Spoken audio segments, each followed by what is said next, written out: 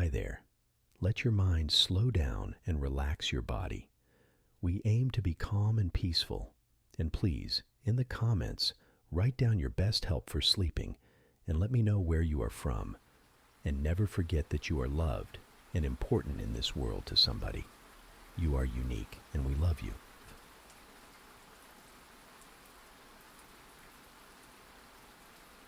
The Whispering Room. When I first moved into the apartment, it seemed perfect. Affordable rent, a great view of the park, and just the right size for me. The building itself was older, with creaky wooden floors and narrow hallways, but it had charm. It felt like a fresh start. And after months of couch surfing and saving up, I finally had a place to call my own. The landlord had been eager to fill the vacancy. "It's been empty a while," he said, fiddling with the jangling set of keys as we stood outside the door. "The last tenant left pretty quickly, but it's a solid apartment. Quiet." I didn't think much of it at the time. People moved out for all kinds of reasons, and I was just happy to find a space within my budget. The first few days were uneventful. I unpacked, set up my furniture, and started settling in. The first strange occurrence happened on my third night. I was lying in bed, scrolling through my phone, when I heard a faint noise coming from the wall behind my headboard. At first, I thought it was my upstairs neighbor, a muffled thump, followed by what sounded like someone pacing back and forth. But as I listened more closely, I realized the noise wasn't coming from above. It was coming from inside the wall. It was faint, almost like whispering. I sat up, pressing my ear against the cold plaster. The sound grew clearer, but I still couldn't make out the words. It was a low, murmuring voice, constant and unbroken. I told myself it was just pipes or an old ventilation system, something easily explained. Still, I slept with the light on that night. The whispering became a regular occurrence. It didn't happen every night, but often enough that I began to dread lying in bed, waiting for the faint murmur to begin.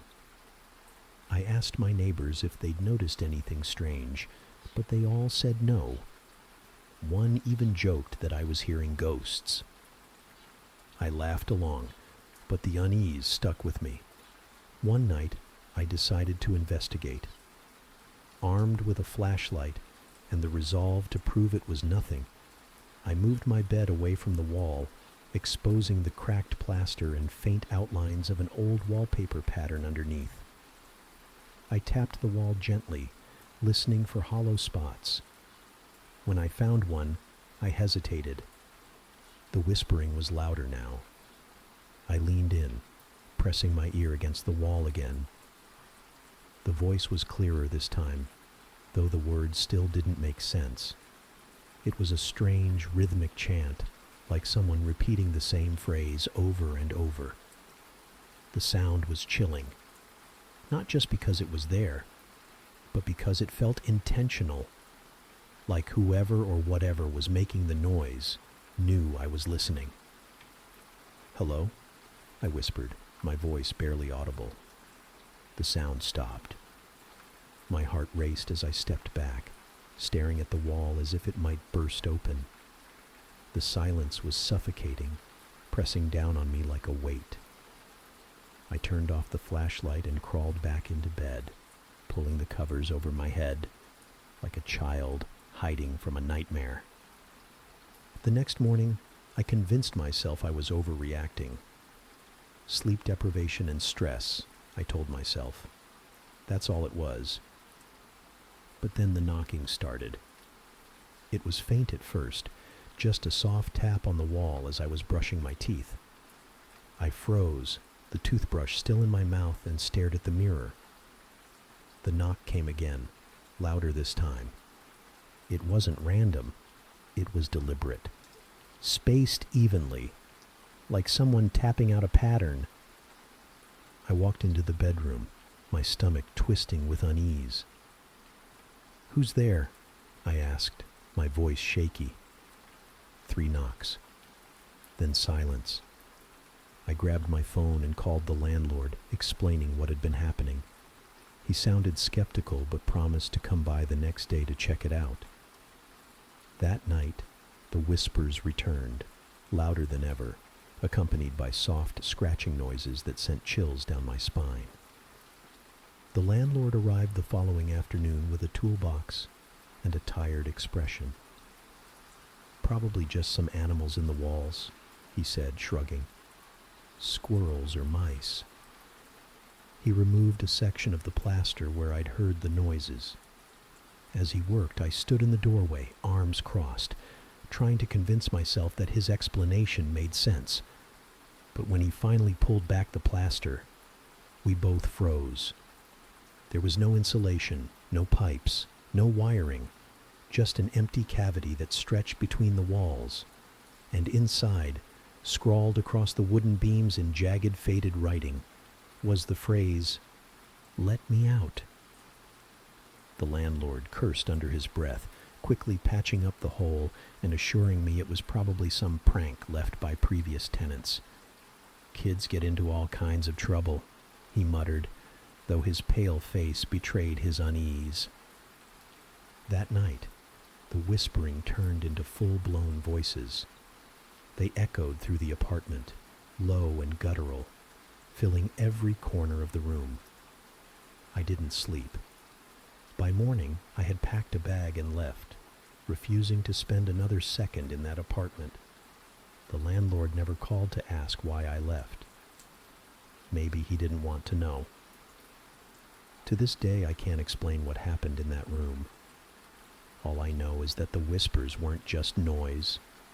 They were words, meant for someone, me, and whoever, or whatever, was trapped inside those walls wanted out. The window at the end of the hall. When I first moved into the boarding house, it had an odd charm to it. The building was old, its wooden floors groaning under every step, and the walls were lined with faded wallpaper that looked like it had been there since the 1920s. My room was at the very end of the hall on the second floor, near a small, dusty window that overlooked the backyard. The landlord, Mrs. Grayson, was kind but strict. "Keep your noise down," she had said during the tour, her voice firm. "And don't touch the window at the end of the hall. It's fragile." At the time, I thought it was a strange rule, but I didn't question it. The window was small and old, with warped glass that distorted the view of the overgrown yard below. It didn't seem like something anyone would bother with. The first few weeks were uneventful.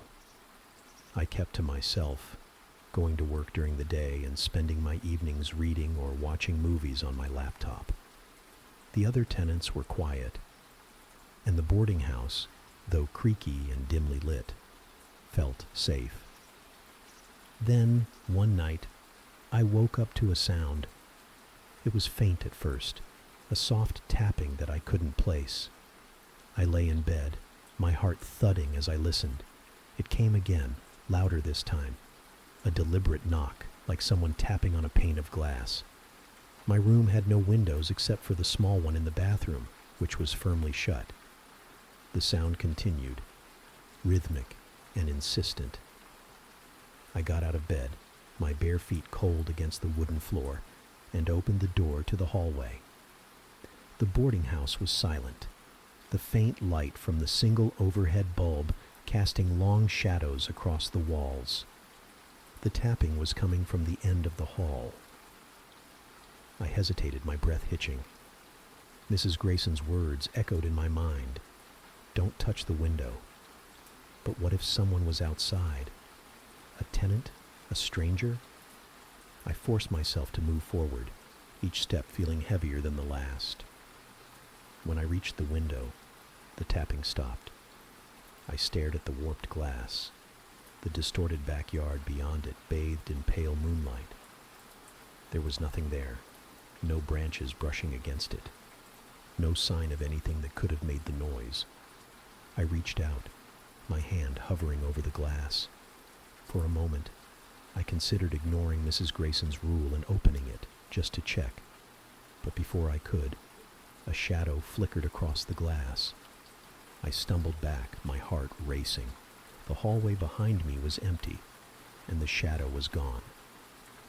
I ran back to my room, locking the door and sitting on the bed with my back pressed against the wall. Sleep didn't come that night. The next morning I asked one of the other tenants, a middle-aged woman named Carla, if she'd ever noticed anything strange about the window. Her face went pale, and she glanced over her shoulder before leaning in. "Don't mess with it," she whispered. "Mrs. Grayson says it's fragile, but that's not the real reason. Something's wrong with it. Just leave it alone." I wanted to ask more, but she quickly walked away, leaving me with more questions than answers. That night, the tapping returned. It was louder this time, more urgent. I tried to ignore it, pulling the blankets over my head and squeezing my eyes shut. But the sound grew louder, echoing down the hall until it was impossible to ignore. It wasn't just tapping anymore. It was knocking. Desperate for it to stop, I grabbed my phone and opened my door again. The hallway was darker than before, the bulb flickering weakly. The knocking continued, sharp and relentless, drawing me toward the window. I raised my phone, turning on the flashlight as I approached. The beam cut through the gloom, illuminating the warped glass and the faint outline of something behind it. My stomach churned as I realized it wasn't outside. It was inside the glass. A face. It was faint, barely visible through the distorted pane, but it was there. Hollow eyes stared back at me, sunken and dark, and its mouth was open in a soundless scream. I stumbled back, my phone clattering to the floor as the knocking turned into a deafening pounding. I ran to Mrs. Grayson's room, banging on her door until she opened it, her face groggy and annoyed. "What's going on?" she snapped. "The window," I gasped. "There's something in the window." Her expression shifted, and for a moment, she looked almost afraid. She grabbed a set of keys and followed me to the hallway. The pounding had stopped, replaced by an eerie silence. Mrs. Grayson didn't say a word as she approached the window. She unlocked the small latch, her hands trembling, and carefully swung the warped glass open. I held my breath, expecting something to leap out, but there was nothing there. Just the faint scent of damp wood and the quiet rustle of leaves outside. "You didn't touch it, did you?" she asked, her voice tight. "No," I whispered. She nodded, closing the window and locking it again. "Good. Don't open your door if you hear it again." "What is it?" I asked, my voice trembling. "What's wrong with the window?" She hesitated before replying. "This house is old, older than it looks. Some things stay behind. They don't like being disturbed." That was the last she said about it, and I didn't ask her again. But the knocking never stopped. Every night it came back, louder and more insistent, as if whatever was trapped in the glass was getting angrier. I moved out a month later, leaving the boarding house and its cursed window behind. Sometimes, though, I hear tapping when I'm lying in bed, far from that old house. And when I do, I make sure to keep my curtains drawn and my eyes tightly shut. The figure in the cornfield. The farmhouse had been in my family for generations, sitting on a sprawling piece of land surrounded by cornfields that stretched as far as the eye could see. After my grandfather passed, I moved in to keep the place running. It wasn't easy living so far from town, but the solitude was peaceful. At least, it was at first. The first time I saw it was late one evening. The sun had dipped below the horizon, painting the sky in deep purples and oranges, and the cornfield was a sea of shifting shadows. I was standing on the back porch, enjoying the cool breeze, when I caught a glimpse of movement out of the corner of my eye. At first I thought it was a deer or some other animal, but as I squinted into the field, I realized it wasn't an animal at all. It was a figure, a person, standing perfectly still among the corn stalks. The rows of corn swayed gently in the breeze, but the figure didn't move. It was just there, its silhouette barely visible in the dim light. "Hello?" I called out, my voice carrying across the open field. The figure didn't respond. It didn't move. A chill ran down my spine as I backed into the house, locking the door behind me. I tried to convince myself it was nothing, just a trick of the light, or a neighbor wandering too far onto the property. But deep down, I knew something about it wasn't right. The next morning, I went out to the field to check. I walked through the rows, the corn stalks towering over me, their leaves brushing against my arms. There was no sign of anyone, no footprints, no trampled plants, nothing. The figure was gone. For a few days, I managed to push the incident to the back of my mind. Life on the farm was demanding, and I didn't have time to dwell on shadows in the corn. But then, one night, it came back. I was lying in bed, the soft creak of the house settling, lulling me toward sleep, when I heard it. A faint rustling sound, like something, or someone, moving through the cornfield. I sat up, my heart pounding, and listened. The sound was steady, deliberate, and growing closer. I grabbed my flashlight and stepped out onto the porch. The beam cut through the darkness, illuminating the edges of the cornfield. The rustling stopped. And then I saw it. The figure was standing at the edge of the field now, closer than before. It was tall and thin, its shape unnaturally angular, as if its limbs didn't quite fit together. The flashlight's beam flickered as I shone it directly on the figure, but it didn't move. It just stood there, staring, if it had eyes, with a stillness that made my skin crawl. "Who are you?" I demanded, my voice shaking. The figure tilted its head, the motion slow and deliberate, but it didn't answer. The flashlight flickered again, and for a split second, the figure seemed to blur, its outline distorting like heat waves on a summer road. That was enough for me. I backed into the house, slamming the door shut and locking it. I closed every curtain, turned on every light, and sat in the living room with a shotgun across my lap, waiting for morning. When the sun rose, I went back to the field.